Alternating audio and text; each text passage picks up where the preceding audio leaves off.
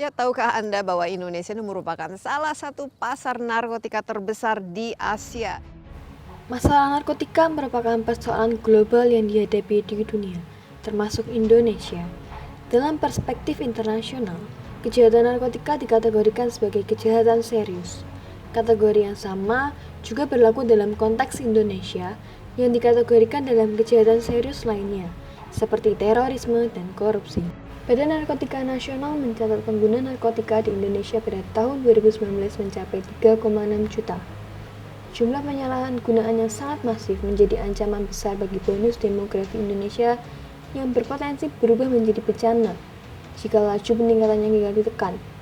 Di sisi lain, jenis narkotika sintetis baru semakin banyak ditemukan dan masuk ke Indonesia terutama dengan mekanisme penjualan online.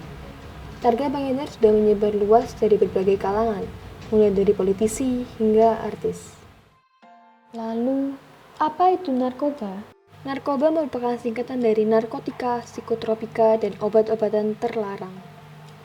Narkotika adalah zat atau obat yang berasal dari tanaman atau bukan tanaman, baik sintetis maupun semi-sintetis yang dapat menyebabkan penurunan atau perubahan kesadaran, hilangnya rasa nyeri, dan dapat menimbulkan ketergantungan. Secara garis besar terdapat 3 jenis narkotika.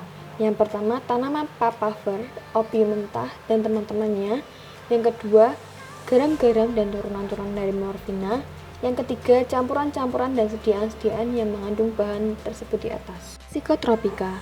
Psikotropika merupakan zat atau obat baik alamiah maupun sintetis bukan narkotika yang berkhasiat psikoaktif melalui pengaruh selektif pada susunan saraf pusat yang menyebabkan perubahan pada aktivitas mental dan perilaku.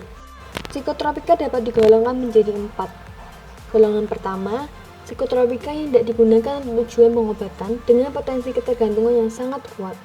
Golongan kedua, psikotropika yang berkhasiat tetapi tidak dapat menimbulkan ketergantungan. Golongan ketiga, psikotropika dengan efek ketergantungannya sedang dari kelompok hipnotik sedatif. Dan golongan yang terakhir, yaitu psikotropika yang efek ketergantungannya ringan.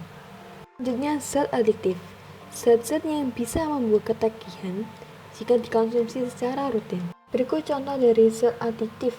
Yang pertama ada alkohol yang mengandung etil etanol, selanjutnya inhalan atau sniffing, obat anestetik, nikotin, kafein, dan yang terakhir adalah zat designer.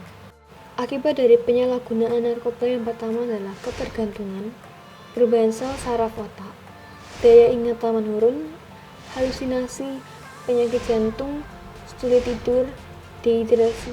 Lain dapat memicu berbagai penyakit di atas. Akibat narkoba yang paling fatal adalah dapat menyebabkan kematian.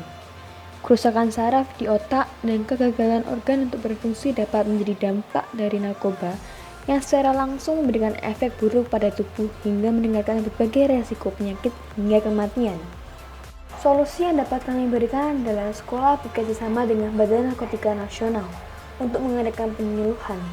Tujuan diadakannya kegiatan ini adalah meningkatkan pengetahuan tentang bahaya penggunaan narkoba, serta dampak buruk yang dapat ditimbulkannya.